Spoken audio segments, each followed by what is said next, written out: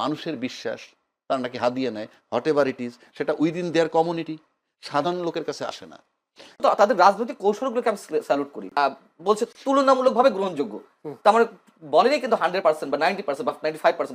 আপনার কাছে একটা প্রশ্ন, যে আসলে উনি বলেছেন আসলে সব দল খুশি, আমরা তা দেখলামও বিএনপি ক্ষমতায় এসে আওয়ামী লীগের রাজনীতি করার পথ সহজ হয়ে গেল কেমনটা মনে হচ্ছে। এই জন্য বলছি যে বিভিন্ন জায়গায় আওয়ামী লীগের কার্যালয়গুলো খোলা হচ্ছে, খুলে দিচ্ছে, জয় বাংলা স্লোগান দিচ্ছে, এবং বিএনপির নেতারা গিয়ে গিয়ে খুলেও দিচ্ছে এরকম। তাহলে কি বিএনপি ক্ষমতায় আসার কারণে আওয়ামী লীগের রাজনীতি করার পথটা সহজ হয়ে গেল কিনা? খুব স্বাভাবিক, খুব স্বাভাবিক, যেটা রাজাকে ভাই বলেছেন সেই কারণে আওয়ামী লীগ খুশি। অন্তত রাজাকে ভাইয়ের এই পর্বের এই বক্তব্যে আমি সম্পূর্ণ একমত। সবাই খুশি, আমরা সবাই রাজা।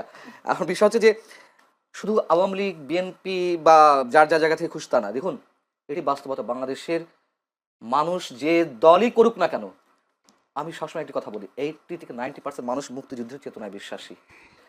সেই মানুষগুলোও খুশি।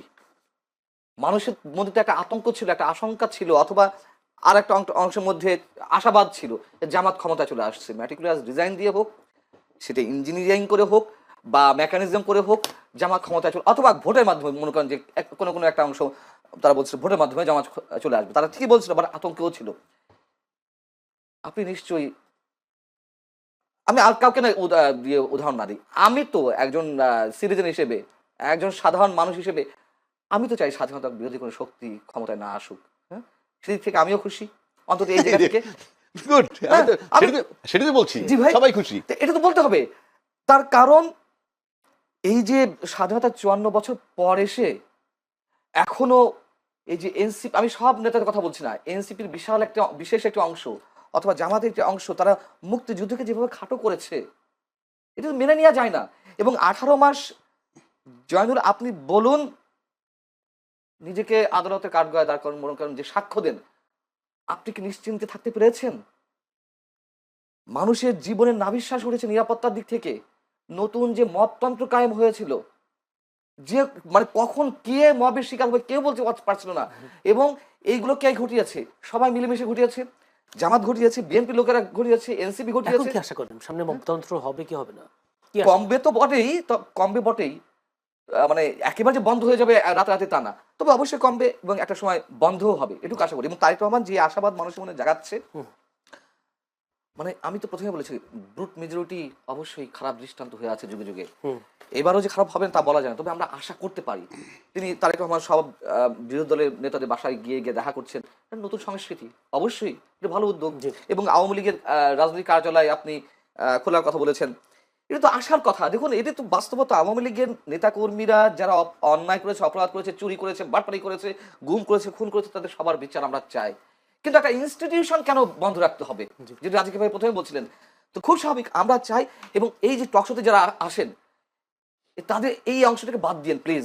ওই যে উত্তপ্ত কথাবার্তা বলে, মানে ঝগড়াঝাটি বাধায় দেয়, এবং ওই যে ইনফ্লুয়েন্সিয়াল কথাবার্তা বলে নেগেটিভলি, বাংলাদেশের রাজনীতি নষ্ট হওয়ার পিছনে এই একটা অংশ কিন্তু দায়ী।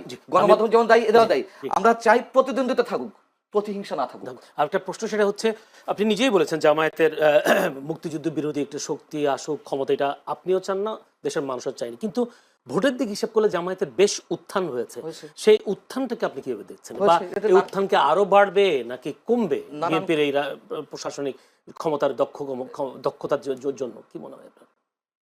এটা একটা ভ্যালিড কোশ্চেন, যে জামাত আরো এগিয়ে যাবে কিনা। আমার মনে হয় জামাত একই সর্বশেষ সুযোগ ছিল আমার ধারণা মতে, মানে ফোরকাস্টিং এর জায়গাতেও 23 গুণ ওরা উত্থান পেয়েছে।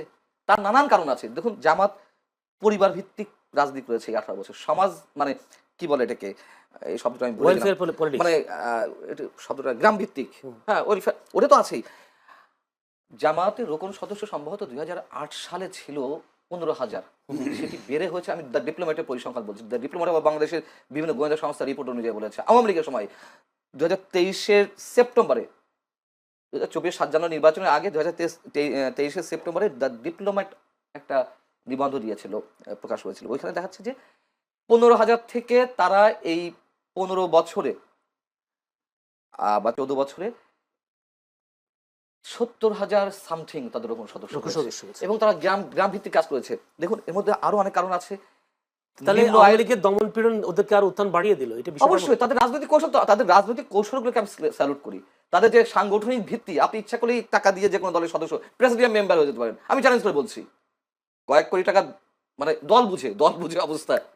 তো শিল্পপতিরা হচ্ছে না, বড় বড় পদে যাচ্ছে না বড় দুই দলের, এবারও কিন্তু জামাতে এটি সম্ভব না, জামাতে এটি সম্ভব না।